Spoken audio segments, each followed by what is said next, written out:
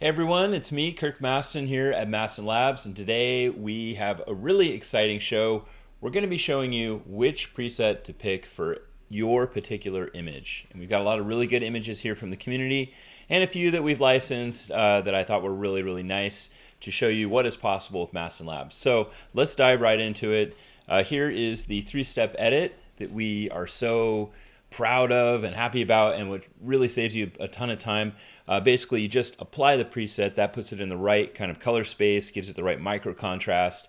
Then you're going to want to adjust the exposure, usually up a little bit. A lot of sensors try to protect that raw data, so they're often slightly underexposed, even when you think you got it perfect. And then last but not least, and possibly most importantly, you're going to need to adjust the white balance and tint. Exposure, white balance, and tint are things that no camera brain will get perfect yet. Maybe when AI is added, at a higher level, it'll get it just right out of camera, but this is something you need to do as a photographer. It's the difference between an amazing edit and just a good edit. You want to shoot for amazing. Okay. So I will be your preset sommelier today. I will pair your image with a preset that I feel is, complementary to it and really makes it shine. Just like real film, you've got to find the right, color palette and contrast for the image you're editing. And every film has a little different character, and that is translated into these presets, which we have developed from scanning thousands and thousands of frames of film and comparing them against digital images that we've shot under very specific conditions to bring you this color science. So, without further ado, let's get started. I really love this image by Trent Schlamp. He is he's in our community. He's constantly providing really good encouragement and feedback to us, and I was really happy when I saw this come in. He's in the comments right now. He's in the comments right now, is what I've heard. This is a really beautiful image. I love the composition from above. I don't know how you did that. Maybe you were standing on a ladder. Maybe you were just standing on the hood of this car with kind of a wider lens. Let's see here. It's a nice car. It's a 35 millimeter lens, so slightly wide. So maybe you're standing on it. I don't know. It must be a very strong car. It looks like it was shot at sunset or near sunset. You can see the direction of the light kind of raking across from left to right across her hair. It's kind of bringing in this really nice glow right here. And I think something that would really complement this photo would be something from the Fuji Push Pack. So the Fuji Push Pack is a series of films that are pushed. That, of course, that's called the Fuji Push Pack, right? So we are taking Fuji 160NS, Fuji 400H, and Fuji 800Z, and when we're doing our testing, we are purposefully underexposing those films and then pushing them in development to get the right exposure. Long story short, you make these films look stylized, and it's a really cool technique. If you are getting into shooting film, I highly recommend you play around with pushing film. Not so much pulling film. I never quite understood about pulling film. It was kind of it made film look super flat and kind of gross. I never had any luck with it in 30 years of shooting film. Well, not 30 years, 20 years. It's more like 20 years. Never had any luck with it. Pushing film, awesome. So what we're going to do is we're going to use Fuji 160NS on this photo. It's got a nice kind of pinkish wash in the film itself. You'll see it in the highlights just a little bit. If you want to go a little more pink in the highlights, you could do 160NS push 2 stops, but that adds a little more contrast. When you start pushing film more than one stop, you're really locking down the black in film, the very low end. And this is in order to increase the midtones and highlights through pushing, through chemistry at the lab. And it's a little too much for this image, so we're going to do 160NS instead. That's the first step. Do you all remember the second step? After applying the preset, adjust exposure.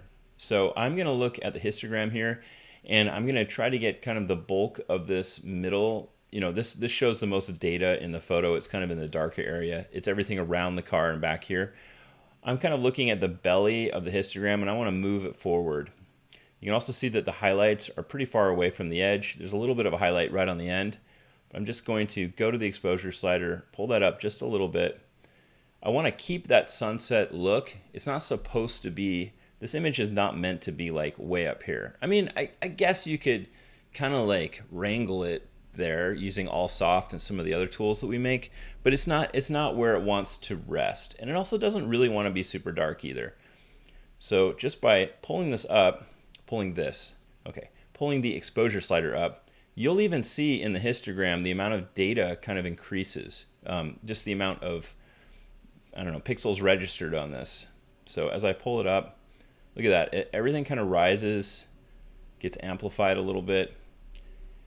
And the reason this is happening, I think, and I can't confirm this because I'm not Adobe, is that we are literally getting more detail in the photo as I increase the exposure. And so those are registered outside of the black point here, and they're registered more in the middle.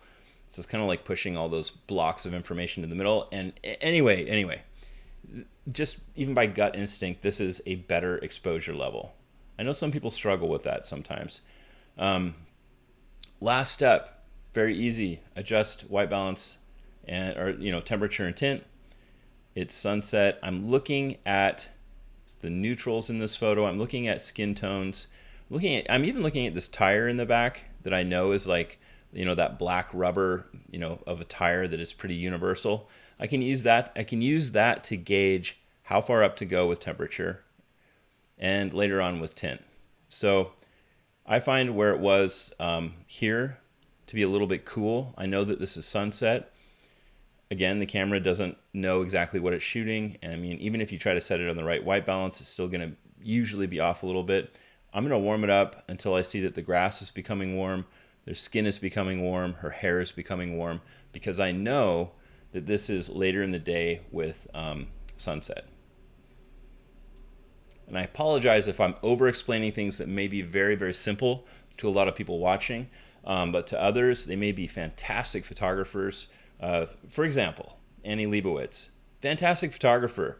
From my experience or knowledge, she is not a very technical person, so the post-processing usually gets handed off to somebody else, and that doesn't make her any better of a photographer or any worse of a photographer, but sometimes these basics elude even the best photographers who are amazing with subjects, amazing with everything else. They may struggle with temperature and tint, and so you'll see me slow down and really like over-explain this, because with our system, it's so simple. If you just get temperature and tint right, you'll get the image right.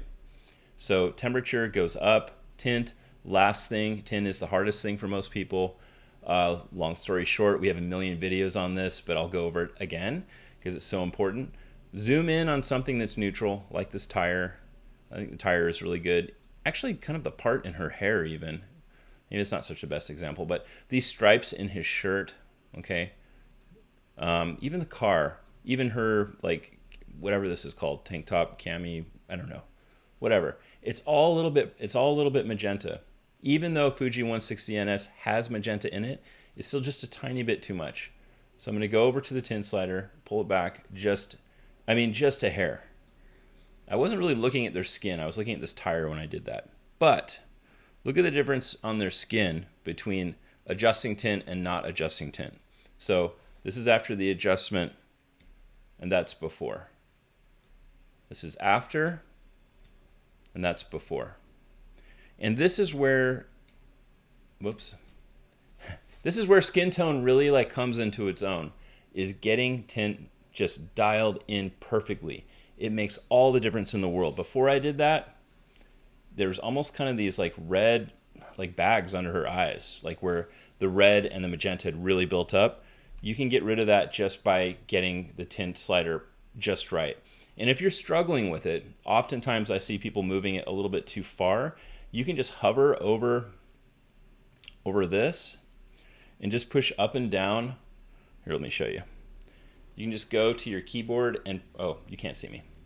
You can go to the keyboard and you can push up and down on the arrows, and you can make this go up and down by like 1 or 2 points, or 1 point every time you click. And that is really critical sometimes for those fine-tuned adjustments. So without further ado, this is, this is going to be blurry for a second.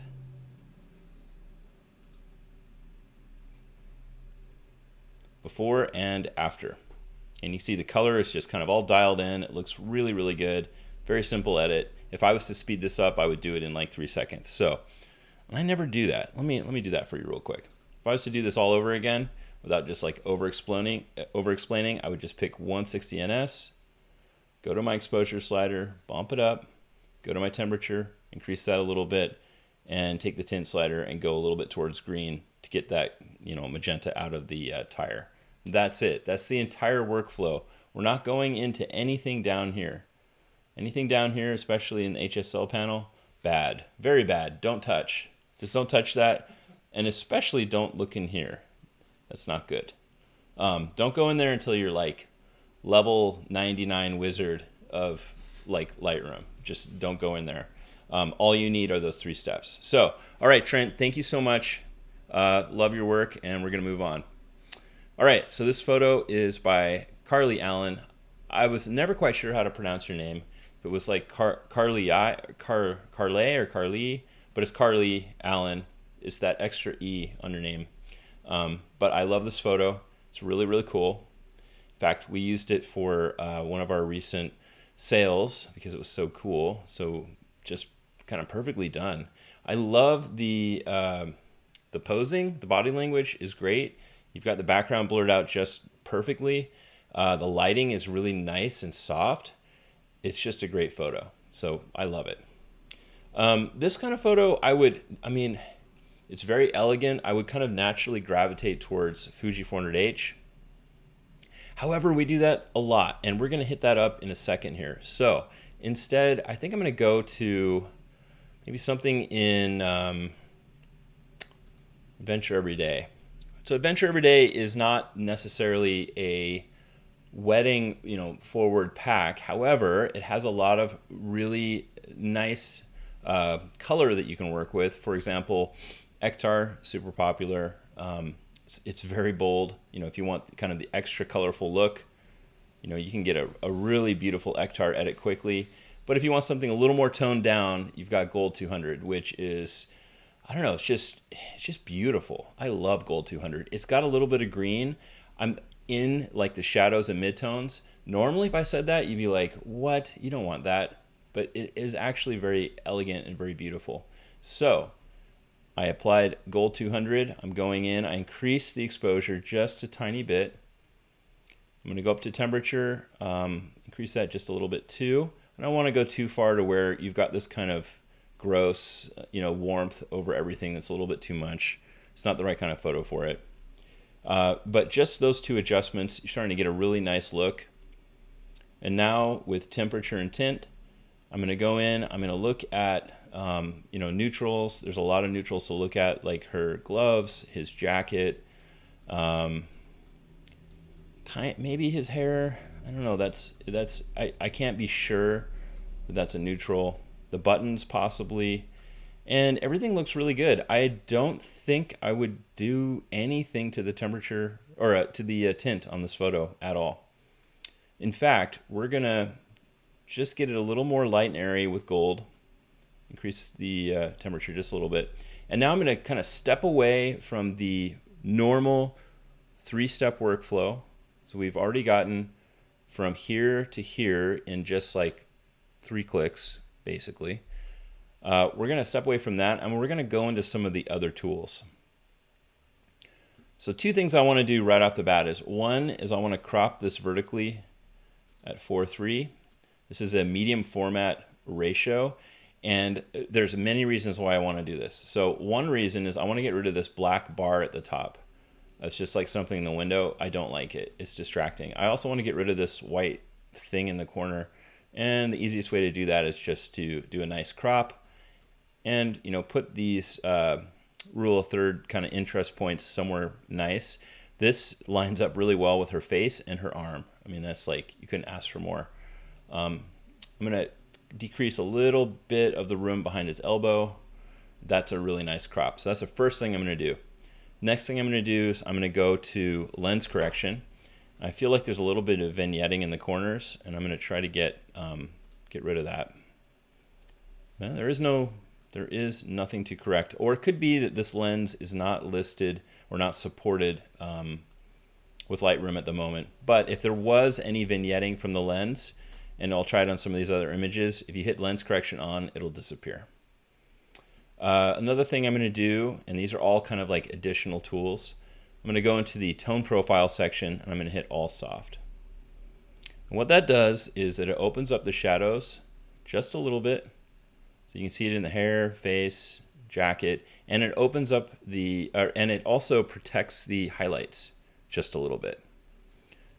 So if you wanted to go for a slightly more light and airy look, I guess, you could do all soft. And in fact, by doing that, you can go back to exposure and increase that again, and the entire image will be protected really nicely. Another tool that you can use too is if you find skin tone going a little bit orange, sometimes it does, with Ektar, because Ektar is like the, you know, super punch out of color. I mean, it is like got the most color of anything we've ever made. You can go into orange reduction, just tap on that, and it kind of just takes a little bit of the edge off. And this, my friends, is how you get a light and airy look with Gold 200, which I don't believe anyone has ever even tried or talked about in the community at all, but it's something that I've been playing with lately. So it's just kind of like a new avenue, a new something that you can do with Gold 200 that most people weren't expecting, and that is kind of my like wild card choice today for presets. Normally people would expect Fuji 400H on this, but I think you can get a really sophisticated, warm and cool look with Gold 200. So here is before and after, and yeah, I hope you guys like that one. It's a beautiful image. All right, let's move on. This is by Natalie Mogridge. Casey and I love this photo because it's just such a perfect moment. Just the expression, there's kind of this beautiful triangle happening here. You've got this kind of near connection of the hands. That's kind of the first thing I go to. And then my eye goes over to the child, and then up to the mom, back down to the hand, and over. It's a really nice, kind of interesting little vortex you get stuck in here. So what would I use on this? I have two kind of initial thoughts. Well, one is, you know, something out of Portrait or Portrait Push, because it's kind of a warm family moment. But the other thought I'm getting is there's so much dang green in this that we could go with something from, probably like we could go back to Gold or Ektar, and that would look good too. So what I'm going to do is I'm going to do both. They're going to be very, very different from each other, but I think this image can kind of support both. Normally, I would say don't go into Portrait Pushed unless the people look kind of moody and mysterious, but I don't know. It kind of has like a fall shoot feel, even though it's not fall. I don't know why. Maybe I just associate family photos with that. So we're going to go into Portrait Pushed. Let's do Portrait 400. Okay, a lot of nice contrast there. It's not a radical shift in the shadows. Some of the other Portrait Push looks do have a radical shift in the shadows, like Portrait 160. You're starting to see kind of that red in the shadows. It's a really good look for something that's more kind of, I don't know, hipster, I guess. But for this image, Portrait 400, push one stop. We're going to give it a lot of punch, a lot of contrast. Everything still stays pretty neutral. We'll warm it up a little bit. I mean, dang, that looks good. What? The tint slider has lost its mind. It's at 149. I did not do this. This was not me. That's what the camera decided. That's cool. Maybe it's trying to balance out the green. I don't quite understand. It might be a corrupt file or something, or a corrupt catalog. Corrupt catalog. Yeah, who knows? Sometimes you wake up and tint is at 149 and there's no reason. Yeah, so maybe the lesson here is don't worry about what the sliders say. Just like think about what you're seeing. This does look a little bit magenta to me. It doesn't look 149 magenta, but what does, truly? I don't have very many neutrals to look at, unfortunately. I'd say her dress maybe is the only thing, and then there's so many patterns, I'm not sure. I'm just going to say the whole image is a little bit magenta. I mean, also it's 149. So I'm going to bring that back down to to a very reasonable plus 140. And that looks pretty good. And maybe go a little bit warmer. Yeah, right about there. That is a nice photo. That looks really good. I mean, that's very, very simple, beautiful look. It's got just the right amount of contrast and micro contrast. That comes from pushing film. And I think this photo can support that. The last thing I'm going to do is crop it to my favorite, 4.3. 4.3 or 4.5, it doesn't really matter. I think 4.3 is really nice. And we kind of chop out kind of the uninteresting part in the bottom. I believe that the 35 millimeter format was never meant to be vertical. It just doesn't look good. But, you know, what do I know? So I've always done this my entire career. I've always taken 35 millimeter camera verticals and cropped them to look like a medium format crop. And I think that's really good. Okay, let's move on quick. We're going to go from Portra 400 pushed one stop. We're going to go back to the Adventure Everyday pack.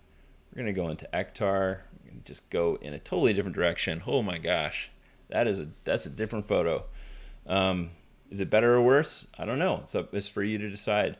I find Ektar to be very joyful. It's very warm. It's just packed full of color. And it may or may not be your cup of tea. It's up to you. Ektar has a different kind of built-in white balance to it. So does every film, in fact. It has a very warm, red biased white balance in it. Now, that being said, would I change the main three controls here at all? Temperature, tint, or exposure? I think exposure still looks pretty good. Maybe a little bit up. Yeah. Temperature and tint, maybe cool it off just a tiny bit. I don't know. It's pretty dang perfect. And now you have these two images. We've got Ektar on the left. We've got Portra 400 push one stop on the right. I don't know which one do you guys like more? I think they both work. There's been a definite run on Ektar being more popular this last year in the community, but I am a huge fan of more of these. I'm a huge fan of both. I'm a very huge fan though of the more subdued look that you get with some of the Portra push looks. And going into fall, the Portra push style is going to be kind of the hot ticket, I think. But anyway, thank you, Natalie. Beautiful image. I love it. And we're going to just fly through some more edits here. I'm going to explain less and edit more now and just get through a few just so you can see the flow. This is obviously a Fuji 400H type of image. It's just light and airy. It's shot with that open shadow. It's like perfectly shot, basically. So Sophie K did a great job. She does a lot of really good photography.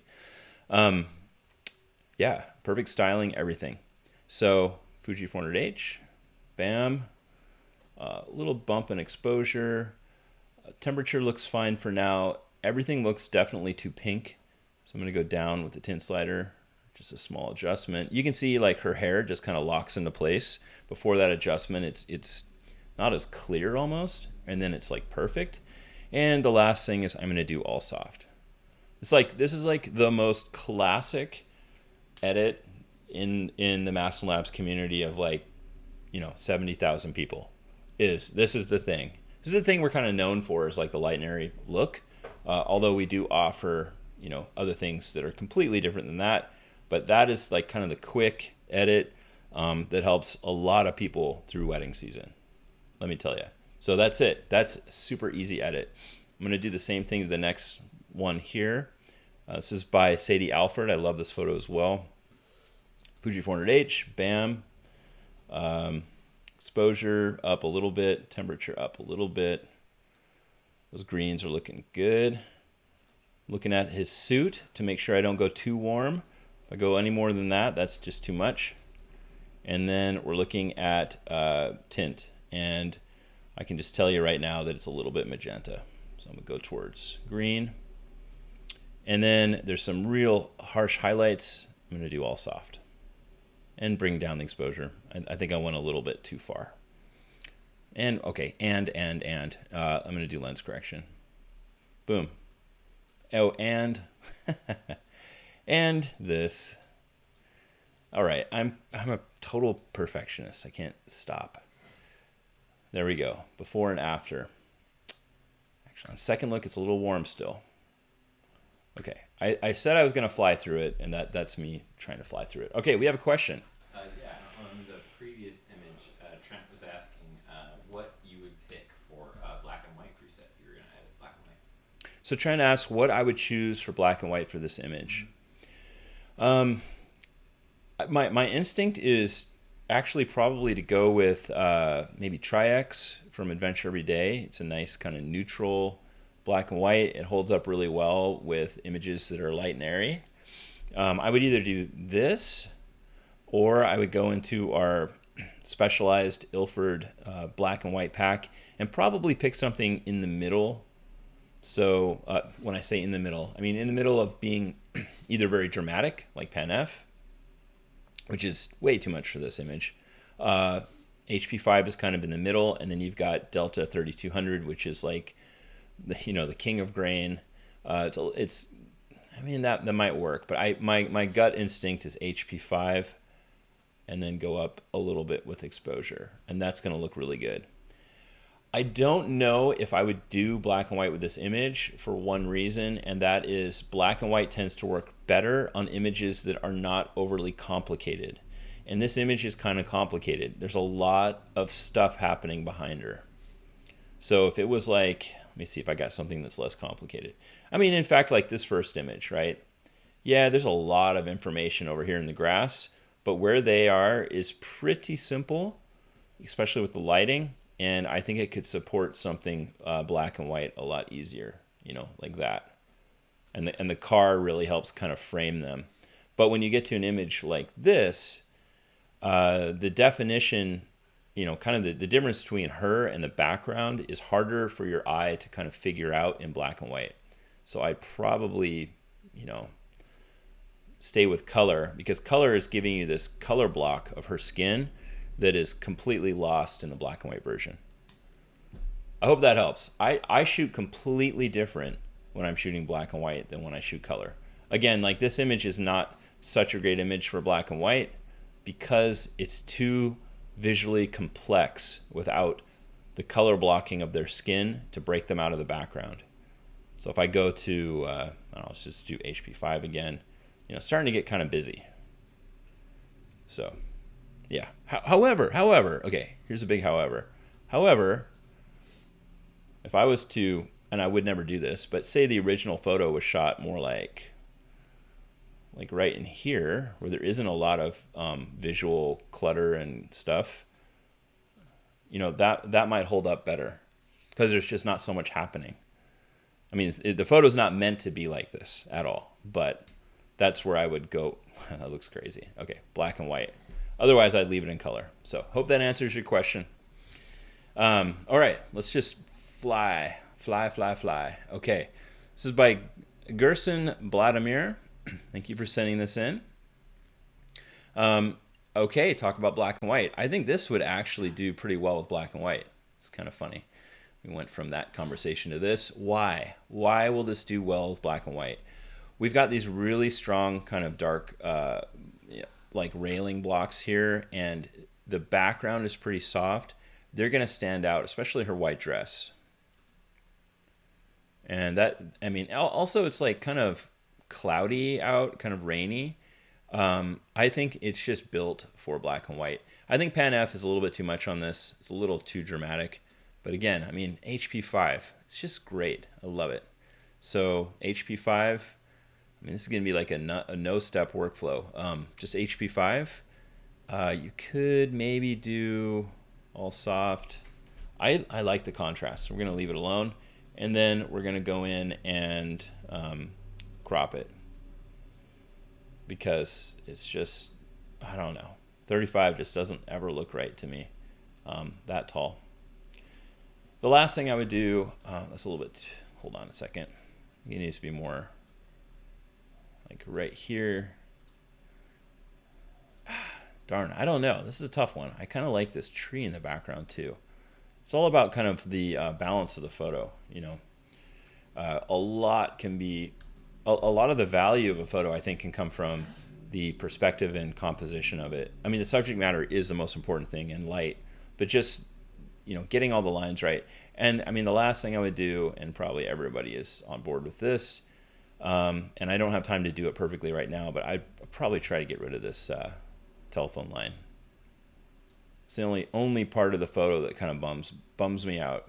But that's just that was the situation where this was shot. So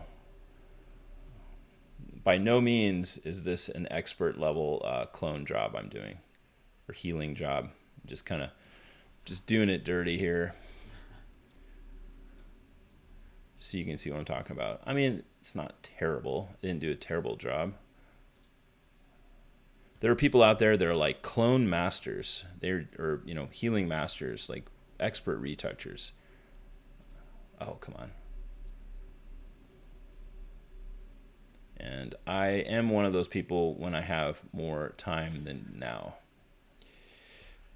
Okay, and one more. Boop. That doesn't look terrible. There's kind of a dark spot right here that I would probably tackle, but there is your before and after, and that's a pretty nice photo. I mean, it really, when you get rid of that distracting element in the background and you use these railings to your advantage, it's very powerful. It's really nice, and they have a great expression to each other right there. It's really, really good. Okay, let's do a few more here. What would be good? Let's do a baby photo. This is by Natalie Mogridge. Baby photos can be tough. One thing that's kind of tricky is baby skin. Baby skin is very thin. The capillaries are very much near the surface, so it often goes red. It really depends on the situation you're in. If it happens on this photo, I can show you a trick to fix that. And it's a trick you could use with any presets or hand edits that you do. It's very useful. For this photo, maybe Portrait. Portrait is very neutral. Let's see, Portrait 400. Yeah, this was the film I kind of like grew up on. It was Portrait 400 in Seattle, because it's always dark and cloudy. And Portrait 400 is like raw film. It's like amazing. It's like the raw format of film. You really can't screw it up. So Portrait 400, exposure, I'm actually going to bring it down just a tiny bit. The baby skin was just kind of like, getting a little bit too bright. As far as temperature goes, temperature looks pretty good actually. I mean, look at his skin. Okay, this is adult skin. Look at baby, how mottled it is. Okay, we will do the trick. We will do the baby skin trick. So I'm kind of basing this edit off of his skin. I'm gonna warm it up just a tiny bit. The tint is like way the heck up again. It's the same photographer though. I don't know. This is a mystery. Yeah, what camera is this? It keeps doing that. Canon EOS Rebel T7. I'm not familiar with that camera. I mean, I'm familiar with the old Rebel cameras. I've had a few, but not that one. Okay, well, it's the mystery of the tint. We won't worry about it. Is it too magenta? Probably yes, if we're cruising over here at 150. So let's bring that down just a tiny bit. Not too far though. I can see the edge of this furniture getting green like immediately. So just right there, barely. And then we're gonna do one more thing. We're gonna kind of get rid of the clutter of that chair anyway. How far can we go? What's a nice crop? Where's the interest? What is actually interesting about this photo? Where's the heart of it? My photo teacher from a million years ago would say it's probably like right in here. That's kind of where the energy of the photo is. All right, so here's a basic Portrait 400 edit. All right, this is the content we're here for. Is what do we do about baby skin? Let me show you a trick I learned in the Navy. You're gonna go to the color thingy, pick red. You're in the red color thingy. Red is the color of blood. Blood is what you're seeing in the baby's skin. blood. And even like in real life, not in Lightroom, if you look at your baby, sometimes their skin is modeled like a little like wild jungle animal. That's just blood. And what you do is you go to the red channel and you go to the luminance channel and you just play with luminance until you kind of unmodel the baby. So if I was to actually pull red way down, I mean, we can make this baby look kind of messed up. Okay, but we can go the other way. We can unmottle the baby. And if that doesn't do the trick, if that's not enough, you may have to either dive into the orange channel or whatever this one's called, magenta. So the color is like a circle. This red actually goes back to magenta and back through. So you can go to the magenta channel. You can also increase the luminance of that as well. But it's usually in the red channel. And you can just like, jack that way up, and it really reduces the modeling. So if I was to go back before those changes, you can see it much more, clearly, kind of that skin irregularity, which is actually how the baby's skin really is. But if you don't want that, you can tone it down just a little bit by going into the red channel. Very, very simple. Okay, those were fun. We're going to end on a photo from a local photographer, Maria Turnbow. I believe this is at Gold Lake. I can't remember what it's called. It's like Roslyn a little bit, but Ross Lake? Roslyn. Oh, Roslyn. Yes, maybe Roslyn. I don't think it's Rattlesnake Lake. Anyway, it's in Washington. I know it is. It must be. Really nice maternity photo here. Beautiful location. I really think this photo would look really great with something from Fuji Everyday. So Fuji Color Everyday is my favorite pack right now. It's kind of changed over the years. Started with Fuji 400H, or not, I even call it that. Fuji Original was my first major favorite, and then as my kind of style evolved, Adventure Everyday and like Ektar and Gold were kind of my thing. And now I'm really loving Fuji Color Everyday. It's got like beautiful looks in it, and my favorite is Superior 400. Why?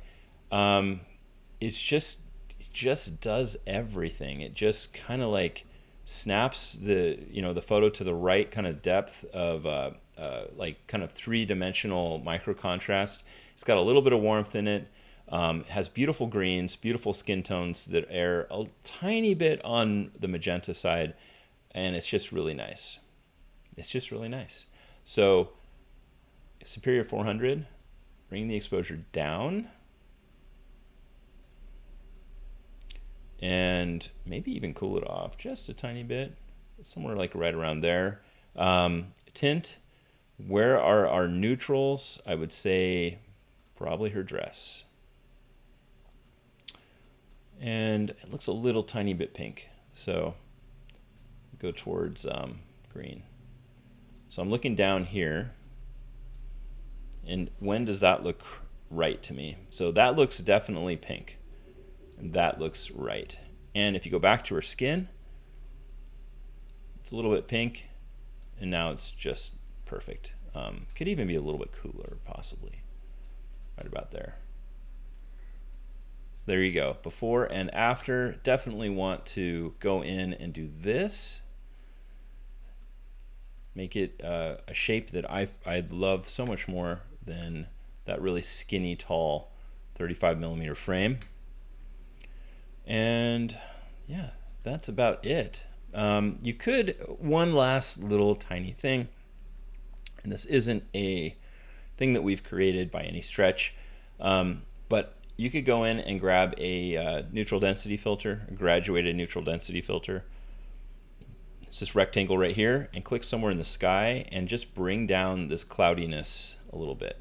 So the more I stretch it out, the more gradual dark to light will be, and the more I make this thin, the more immediate that change will be. I like it kind of about this size for a lot of the stuff I do. I don't know why it went directly to highlights being 0 or -22. I usually start with exposure, a little bit of white, and a little bit of highlights. I kind of do a mix. Exposure, just using exposure with graduated neutral density filter doesn't always work very well. You can see it's like really pulling down the shadow here in the mountain, and I don't want that. I just want the sky to come back. In fact, I might take away any exposure adjustment and just do highlights and whites, because that's targeting right there. And that's the last little tiny thing that I would do to this photo to make it exactly how I want. So I hope that was helpful to you. It was just really fun to have so many beautiful images to work on. I really appreciate all of the I don't know, the creativity and effort in the Facebook community. And if you're not part of it yet and you're watching this from YouTube, please join us. You don't even have to own anything that we make. It doesn't matter. We just want you to learn. We want to help you out. There are no bad questions, only good questions. And there are people all along that timeline of beginner to absolute pro, and we're all helping each other take the next step. And you can do that too with us. It's totally free. Join right here. It's a lot of fun. You can also join us on YouTube, of course. You want to smash that bell, subscribe. You won't miss anything. And we've also got like 100 videos like this on all different topics, from skin tone to using just the tint slider to anything you can imagine. Tackling greens, bad lighting situations. You can watch it all on YouTube.